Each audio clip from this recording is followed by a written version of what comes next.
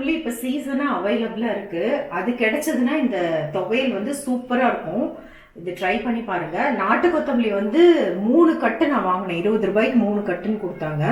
அதை கிள்ளும் போதே வந்து அந்த வாசம் நல்லா இருக்கும். அந்த நாட்டு கொத்தமல்லி கிள்ளி வைக்கும் போதே வாசம் பிரமாதமாக இருக்கும்.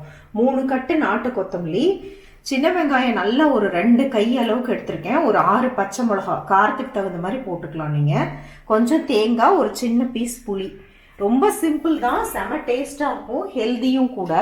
நான் நல்லெண்ணெயில் தான் செய்ய போகிறேன். நல்லெண்ணெய் வச்சுருக்கேன். இதில் உளுத்தம்பருப்பு, அது கொஞ்சம் செவக்கும் போது சீரகம், அதெல்லாம் செவந்து வரும்போது பச்சை மிளகா, வெங்காயம். பச்சை மிளகாய் வந்து அப்படியே போட்டிங்கன்னா வெடிக்கும். 2ஆ உடச்சி போட்டுருங்க, இல்லைனா 2ஆ வந்து வகுந்து விட்டு போட்டுக்கோங்க, அப்போ உடஞ்சி வராது. இந்த மாதிரி ஒரு 2-3 நிமிஷம் அந்த வெங்காயமும் பச்சை மிளகாயும் நல்லா வதங்கிடணும். ஏன்னா கொத்தமல்லி போட்டு நம்ம ரொம்ப நேரம் வதக்க போகிறது இல்லை. இந்த மாதிரி வதங்கினோடனே கொத்தமல்லியை சுத்தமாக தண்ணி இல்லாமல் புழிஞ்சிட்டு போட்டுக்கோங்க. அதில் தண்ணி இருந்துச்சுன்னா அது ரொம்ப நேரம் ஆகிடும்.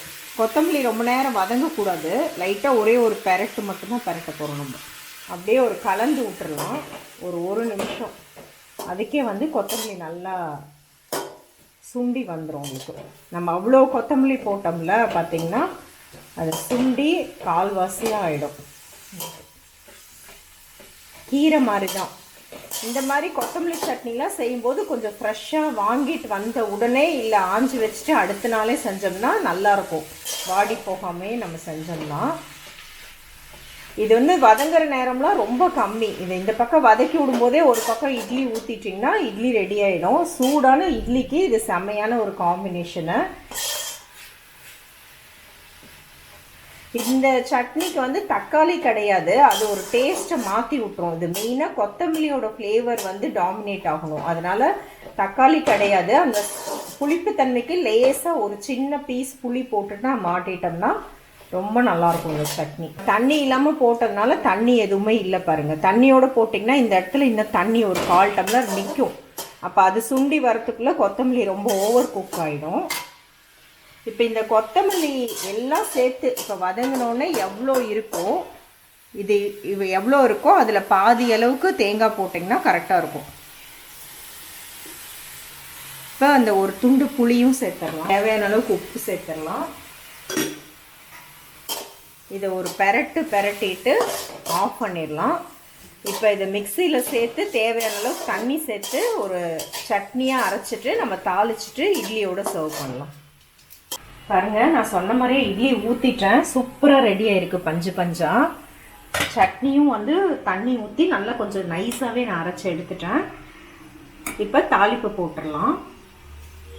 நல்லெண்ணெய் தான் வச்சுருக்கேன் தாளிக்கிறதுக்கும். கடுகு, உளுத்தம்பருப்பு, கடலைப்பருப்பு, செவக்கும் போது லைட்டாக பெருங்காயம். நான் கொத்தமல்லியோட ஃப்ளேவர் மட்டும் வரணுங்கிறதுனால கருவேப்பிலை அவாய்ட் பண்ணிட்டேன். உங்களுக்கு வேணால் கருவேப்பிலை போட்டுக்கலாம். வரமிளகாய் போட்டு இந்த தாளிப்பை ஜோராக இந்த சட்னி மேலே போட்டுடலாம். இந்த நல்லெண்ணெயில் இதெல்லாம் பொரியறது அருமையான வாசம் வருது. செம்மையான கொத்தமல்லி சட்னி. இந்த நாட்டு கொத்தமல்லியில் மட்டும்தான் இந்த கலர் வரும். இந்த சட்னிக்கு இந்த வாசமும் வரும். நம்ம இப்போ இட்லியோட சர்வ் பண்ணிடலாம்.